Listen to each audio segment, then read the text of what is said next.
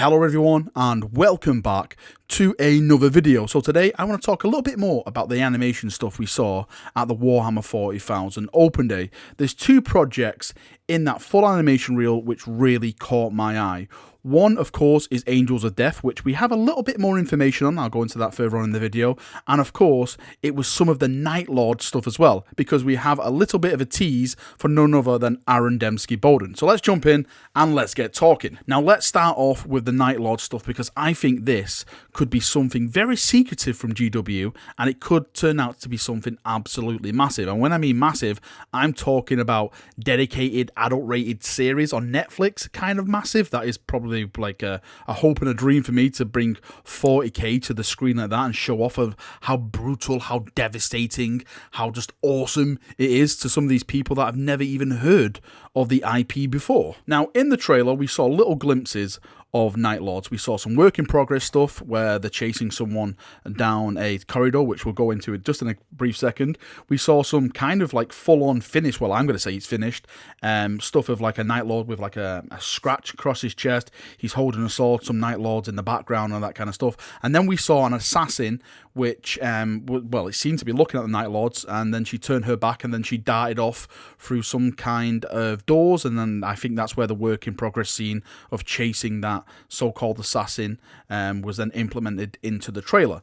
Now, first off, the big question is, what is this Night Lord series? Now, over on Twitter, Aaron Dembski-Bowden put this. I'm going to put it in the background right now. He put, "He looks familiar, tee-hee," and a full stop. Now, Aaron Dembski-Bowden, we know he works with GW. We know he's written some fantastic novels. I think if you ask anyone, he's probably GW's most, I say GW, Black Library's most famous author at this moment in time. For me, he's in my top three with Chris Wright, Dan Abnett, and of course, Aaron.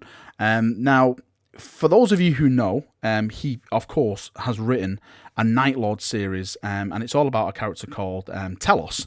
Now, I'm currently reading the first one at the moment. I have been spoiled by it in the past, because people have you read this one? This happens, and this happens, and this happens. I'm like, oh, goddamn. Well, I'll have to read it now, because you know how awesome it sounds. But now it's come to audiobook. I've started to listen to the audiobooks on my car journeys and stuff, and I have to say, from what I've heard so far from the audiobook, it has been absolutely fantastic. So I definitely recommend anyone to go get it. And this is coming from like one of the biggest loyalists you'll ever meet in your life. Now, a little bit of a spoiler, by the way. So if you haven't read it and you don't want to be spoiled, then I'll put something at the top that says spoiler text, and once that goes, you can unmute the video. Now, in this animation, there's an assassin. And that assassin, some people are theorizing, could be M. Shen. Now, M. Shen was the assassin that killed Konrad Curze. For those of you who don't know, Konrad Curze let himself be killed by an assassin. It's some kind of like ironic thing he was doing. I haven't really got to that bit yet in the book series, but apparently it happens in the book series. As I've said, I've been spoiled about it. And it was Telos who was the one that tracked her down and killed her. But Konrad Curze was like, no, the assassin's got to come, because Konrad could see like his future. He knew who's got to die off the assassin, and he told his sons not to pursue her or not to track her down. But they did it anyway, and apparently they did kill her. So I'm wondering if this little animation blurb is actually from that sequence. Are they doing it where they're doing like an animation series dedicated to the Night Lords trilogy? And this is just one of the scenes from that trilogy, if you get me? Or maybe it's something like, it's like a little mini-series they're going to be doing from like different kind of novels which really stand out, which really, show impactful scenes throughout, not 40k, but maybe even the horror terror scenes, stuff like that. I think that could be a really great way on doing something as well. When I watched this animation, the first thing that popped into my head was this would make an absolute fantastic TV series. Now, for those of you who are not aware, there's a show on Netflix called Castlevania. It's a fantastic show. It's R-rated. It kind of has the same animation that we saw in this trailer. Of course, we can't really make a full-on judgment because we only saw bits of this. But I was thinking, imagine if GW did the Night Lords trilogy. Let's just say, for argument's sake, right? they are doing the Night Lords trilogy, and they put it on a platform like Netflix. I know a lot of people would argue, oh, I don't really want 40k to be mainstream because it attracts the wrong kind of person to the hobby. I don't believe that at all. I think if you make a series dedicated to the IP, showing what the IP is, and when I say showing what the IP is, make sure it's R-rated. Put the brutality, the suffering, the despair. Put the premise of that. This is set in endless war. There is no hope. There is just death and despair, because that's what 40k is. It's just endless war. It's just killing after killing after killing. No one's the good guy. Everyone is the bad guy in their own type of way. That is, well, for me, that's what 40k is, and of course, until Rogue Dawn comes back, and then everything within the Imperium is a good guy. But you know what I mean? It's that universe where there's just so much death and destruction, and I think if they put that over on the screen, and I think picking the Night Lord series is probably one of the best ones to do it with, because as I'm listening to it now, I'm sucked in, and as I mentioned before, I'm the biggest Imperial fanboy in the world, and I'm kind of rooting for the Night Lords in a way, which is very, very heretical for me, but some of the stuff, like the storyline, the characters in there, I think it could make a fantastic TV series if they brought it to a platform. And moving on, I want to talk about the next piece of animation that we all watched in the trailer, which of course is Angels of Death. A lot of us have been waiting a long time for this since way back, since Richard started doing the Hell's Reach series. Let me just put it into a bit of context for people who are new to this. So way back, Richard Bolan had a YouTube channel, and on that YouTube channel, he took the story Hell's Reach, which again was written by Aaron Dembski-Bowden, which featured Black Templars defending the planet of Armageddon. Well, scrap that. They were defending a hive called Hell's Reach on the planet of Armageddon against a massive Orc War. It's a fantastic book, a fantastic audio book. Go and get it, read it, listen to it. You'll be blown away. Now, what Richard did, he took the audio book and he added a 3D animation to it. He basically made it a story using the audio book, and it blew everyone away. If you want to go and watch it, I'll put episode 1 in the comment section. Trust me, you'll binge all the episodes. I think there's 12 episodes altogether. I actually do feature in it as a Thunderhawk pilot. Yes, it's down to me that Grimaldis was saved, because without me and my glorious flying skills, then Grimaldis and the Thunderhawk would have crashed, which basically would have mean that Hell's Reach would have fallen. So technically, Hell's Reach survived because of Alrak flying the Thunderhawk. So yes, go watch it. It's amazing. Anyway, GW was so impressed by what Richard did, and really everyone's impressed. Everyone was blown away, as I mentioned. It was probably the best animation I ever watched, or any kind of like storyboard I saw attached to a 40k product. And GW again was so impressed that they actually brought him on, and they obviously, I don't know what happened behind the scenes, but obviously they gave him a budget to produce this new series now called Angels of Death. Now, if we quickly just go back to Aaron Dembski-Bowden, because again on Twitter he did confirm that he was part of the writing staff on this project. He actually put, as you all know, this is from the Warhammer 40,000 animation teaser. Yes, I was writing. Yes, I was on the writing team for Angels of Death, and put in brackets, and the experience was very, very awesome. Now, I'm wondering if he wrote all the episodes, because we do know that it's got to be, I think it's a 10-part episode series, if I'm not mistaken.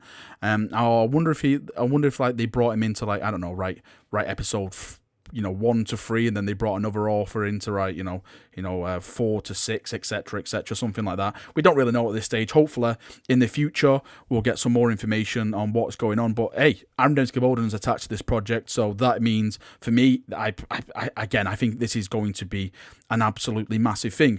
Just off the animation stuff we can see, with just like the renders and the trailers itself, it is surpassing anything that was in the Hell's Reach stuff. If I'm not mistaken, I think this is done on Unreal Engine, whereas the Hell's Reach stuff was made on the was it Steam Movie Maker or something? Do you know what that kind of Steam movie thing you get? Again, the name escapes me at the moment in time, but I think that's what Hell's Reach was made on, where this is made on actually on the Unreal Engine itself. And it does show because, again, if you watch the trailer, you can just see some of like the animations. There's like this moment where there's like a Blood Angel captain who's got like one arm, and there's just gene stealers or whatever. I think it's gene stealers just pouring out of a circle, and it just looks so immense, so daunting, so amazing. I was like, oh my holy emperor, this is gonna be absolutely bloody glorious. I really, really want this to be a massive success, and I do think it will be a success, a huge success. I'm going to put it out there and say this is probably going to be some of the biggest things that will happen to GW, putting an actual animation, an actual series of something that attracts more people to the hobby. And from this, I actually want to see it go far or further, more and more and more. The great thing about 40k is that there's so many stories to tell from all the different sides of all the races. You can have Tau stories, Eldar stories, Necron stories even. You know, Orc stories would be absolutely hilarious and brutal all at the same time. You can have all these stories and it would all work because there's so many rich books out there which has all this epic stuff which happens in it. Just look at the lore of 40k. Just look at what's happened.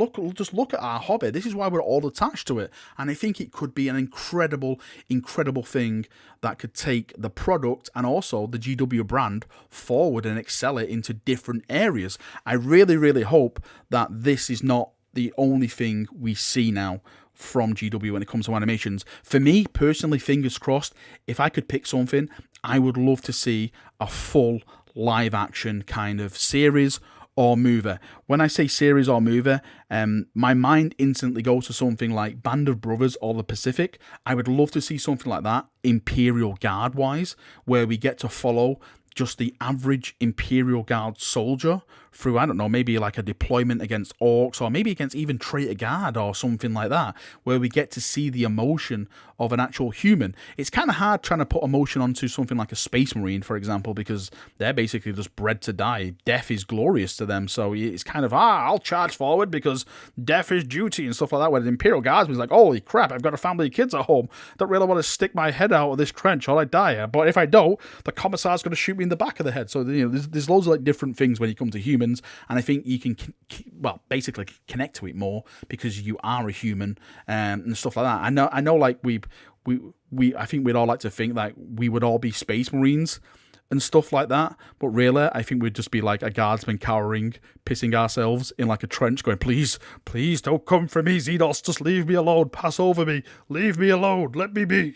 I'm excited. I really am excited for what the possibilities of this could bring. I just think that this could be a massive turning point, and I welcome it. I really do. I just want to sit here. I want to turn on Netflix.